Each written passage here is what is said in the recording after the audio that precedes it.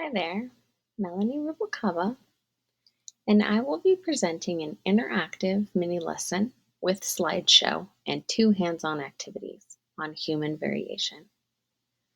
So my mini lesson with slideshow and activities is geared towards elementary age children, fourth grade, so ages roughly 8 to 10 years old. I explain the concepts of environmental adaptations and genetics in a way that's easy for 8 to 10-year-olds to understand. We discuss observable traits, so physical traits, and specifically go into depth on skin color. And then we discuss other observable physical traits that are passed down through genetics and some other observable traits that are less, that are more variable, some that are a little less common, and seek to find similarities within our peer group during class, and then respect our differences and acknowledge the fact that our human species is varied and that our differences make us unique, but that we are all human, and so we share a lot of similarities as well. So, with that, my lesson objectives are to come to know how human variation developed and changed over time, to understand how the environment and genes influence some of our observable traits, and to seek similarities in others and welcome differences. So, I start by explaining that we are all unique. The world is full of people who look different from each other. We all have varied physical traits that make us each unique, and that's called human variation. So, even though we look different, we're all still human, and our differences have come from things like where we live, what we have eaten, and even what our ancestors did many years ago. So, through acknowledging that we are unique individuals who may not all look the same, we can foster an understanding that we are varied individuals because of our ancestors and the people who came before us, and where they might have lived or what they might have done with their time, how they had to survive.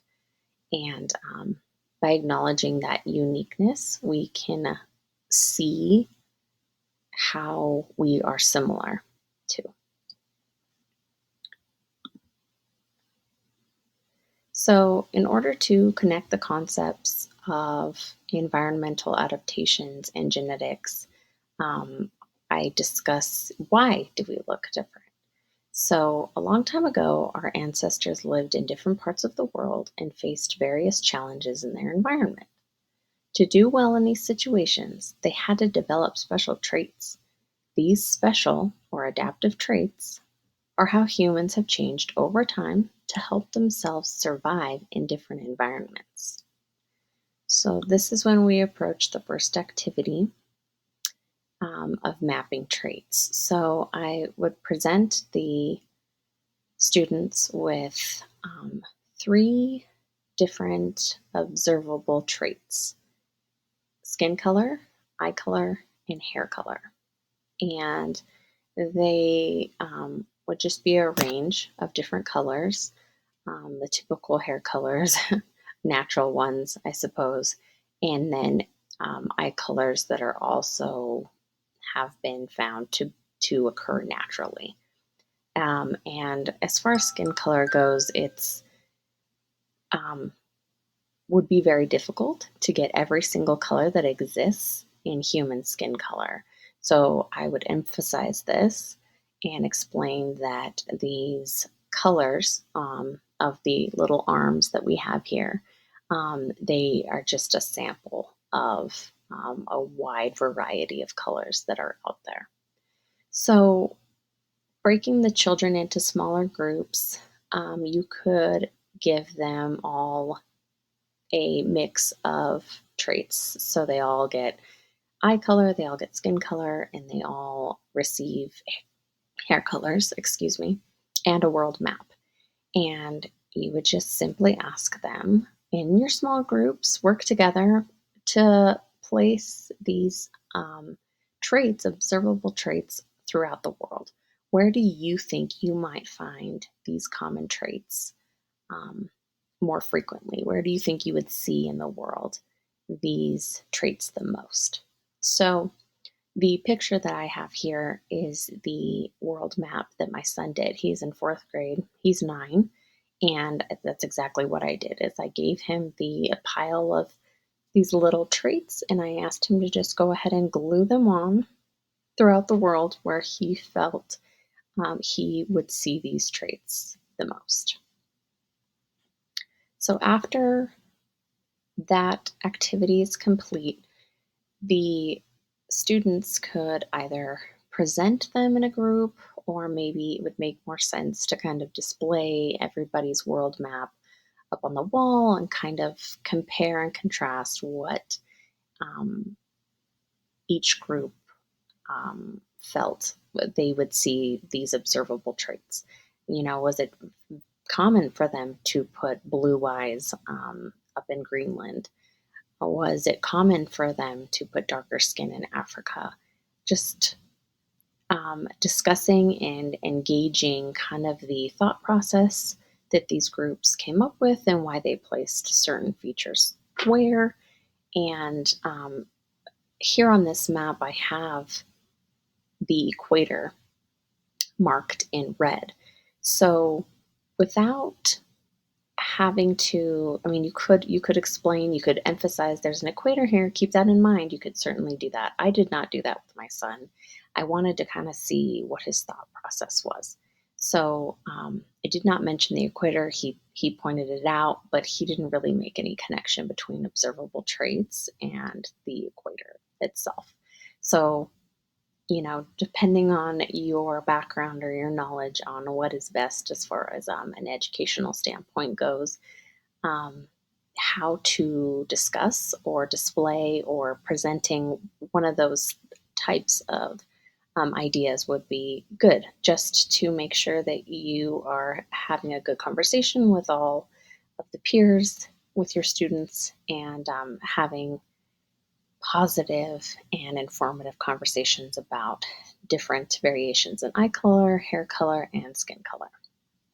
So then that you could launch into chatting about skin color. Well, many of us think that we have these thoughts about what race is, and they're all ideas that we have grown up with, maybe something that somebody has told us before. Let's talk about that. Why do we have different skin colors? So, human skin color has changed over thousands of years to help people stay healthy in different parts of the world. Our skin has something inside it called melanin. And you could talk about, what melanin is. The darker your skin is, the more melanin you have. And melanin acts like a natural sunscreen, helping to protect our skin from the sun's harmful rays. People who live near the equator have darker skin because dark skin helps protect them from the strong sun. People who live in places with less sunlight have lighter skin because the lighter skin helps them make vitamin D. And you could talk about how we receive vitamin D from the sun, maybe some other places that we get vitamin D from, other things that we eat. And the lighter skin helps them make vitamin D from the little sunlight that they do get. Vitamin D can be provided through the sun and is necessary for a healthy body. So, discussing that and why we have darker skin based on living near the equator. So, the closer you are to the equator, the darker skin you have. And that it was given to us because it protects us from the skin's harmful rays. And as people began to migrate, our ancestors, throughout the world, and they moved away from the equator, their skin got lighter. And, you could just put an emphasis on how our skin is the tone that it is because of our ancestors and where they were on the globe, how close they were to the equator, and then why we might see variances in skin color now. In North America, where we have a ton of people from all over the world who have come to North America, to the United States, and they have had children here, and then those children have had children here, and we have generations of people who maybe were not here from here originally, but they came from other parts of the world and they're here now, and they have created families with people who are here, and now we see just a very big variance in skin color throughout the entire world. So then you could discuss human coding, or human genes, and what are genes, and how do they play a role in our traits, our physical traits. So, launching from the conversation of how we get our skin color from our ancestors, generations before us, um, and it's all given to us through our DNA, through our human codes, our human coding that makes us who we are. So, skin color is determined by several genes working together. These types of traits, called polygenic traits, are controlled by many different genes. Polygenic traits also include eye color, hair color, and height. We inherit these genes from both of our parents. Each parent contributes a mix of traits that come together to create the final result of you. So you could discuss here at this point how, maybe there are some children who'd like to say, oh, well, yeah, like my dad has black hair, I have black hair. Or my mom has blue eyes, and so does her mom, and so that's why I have blue eyes. And they can start to make those connections about, I have certain things that I can see in myself that I might get from my family members. And maybe it isn't even parents. Maybe there's been something, that they can connect to grandparents, or to an aunt, or to an uncle. So there'd be an emphasis on discussing how we get a mix of traits, and that polygenic traits are multiple genes working together to create those things that we see. So, in the same way your skin color is a mix of what your parents have, your eye color and hair color are also a mix of your parents' traits. Just like there is a variation of skin colors, there are hair and eye colors variations too. There are other observable traits that we may inherit from our families, like whether we are right or left handed, or if we have freckles, or if we have dimples. Some traits might be influenced by one gene, many genes, or by the environment, as we have learned. Although we know a lot, there are still some traits we don't fully understand yet. So, this is where you can begin talking about how there are other observable traits outside of not just skin color, eye color, and hair color, but there are other things that people might be able to observe on us, such as freckles, or dimples, or the shape of our ear, um, that are also we also receive those from genes, and from genetics, and from our heritage. So this is where the second activity would come into play. So um, the classroom trait tree is something that the students would work on individually at first. So each student would be able to access right hand image, left hand image, freckle image, dimple image, whether they're have free earlobes that are pulled away from this kind of the side of their face, or if they have it attached earlobes where they're connected. as well as the previous skin color, eye color, and hair color trait cards. And so just would spend a few minutes with each student working on gathering the traits that they see in themselves, those observable traits. And, they collected those items that represent them.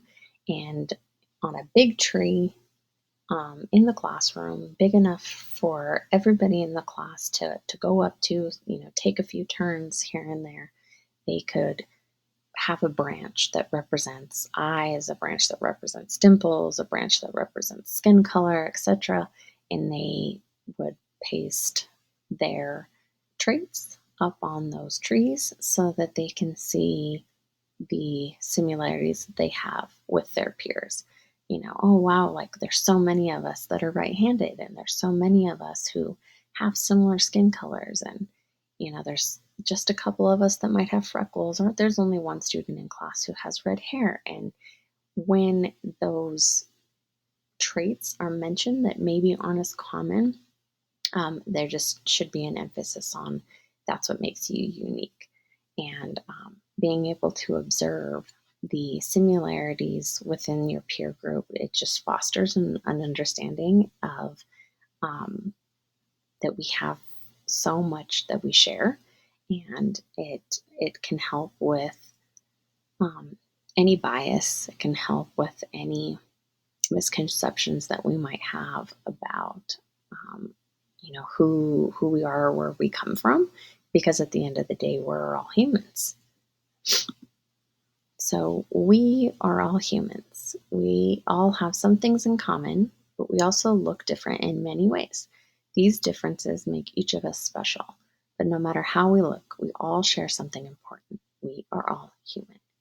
These changes are natural, and they help people survive and thrive in different environments. So, connecting back to environmental traits and adaptations, and um, how we have adapted over time to make sure that we can thrive.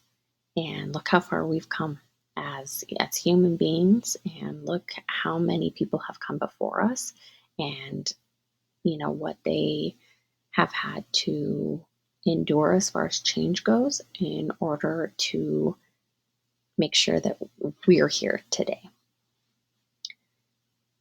Like animals and plants look different to survive in different places, people do too.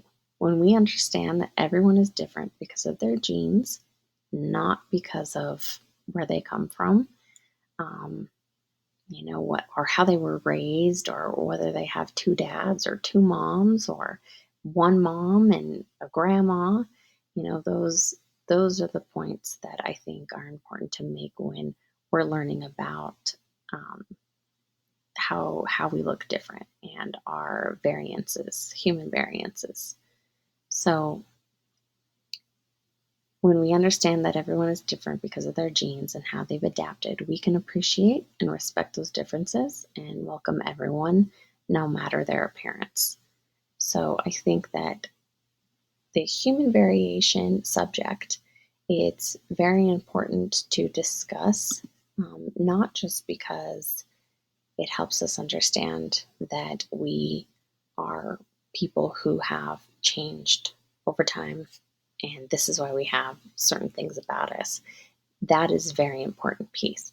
But I think that at this age, 8 to 10-year-olds, you can teach those things, human variation. You can teach environmental adaptations. You can teach the aspect of physical traits and how our genes work and inheritance, all while also um, just manifesting a thought process that we are unique people and we are so much more alike than we realize.